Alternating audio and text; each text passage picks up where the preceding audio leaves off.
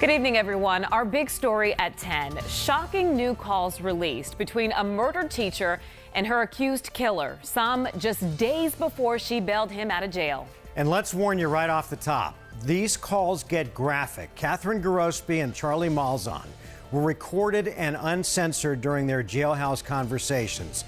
They talked about sex, his infatuation with killing animals, and even Cathryn's own demise. Team 12's Kevin Kennedy has been listening to hours upon hours of those conversations.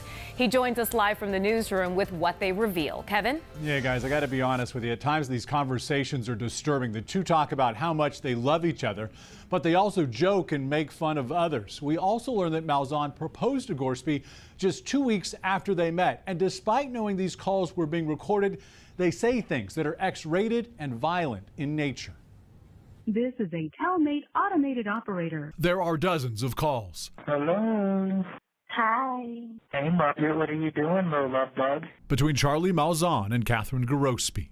I gave up Starbucks so I can bring my delinquent boyfriend home. The couple often talk about their relationship, plans for the future, and his troubled past. This next call made just days before she would bail him out. You have to have a big talk before you get in the car. What that talk was, we don't know, but we do know Gorospe bailed him out against the wishes of most. I mean, nobody wants me to do this.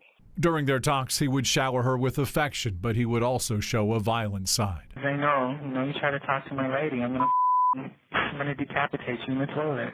Uh-oh. He joked about shanking people and killing dogs, and on this call, a staged fantasy. I'm gonna cut you in the back with razor blades, but if they won't be real razor blades, we'll use like fake blood, and then we'll just get for you. Wow, honey, they're never going to let you out with that kind of talk. I'm rethinking the whole picking me up on Thursday thing. The calls seemed to show his insecurity, or that's what he wanted Cathryn to hear.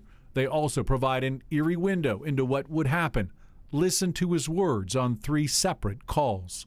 And I promise I won't let you down. What's the worst that can happen, right? You don't gotta worry about anymore. I want to tell you that I wouldn't kill you for the winning lottery ticket. I enjoy you more than any money I've ever had. Deputies believe Malzahn killed Gorospe a couple hours after she bailed him out. So much for how they would end a lot of their calls. I love you, Cathryn.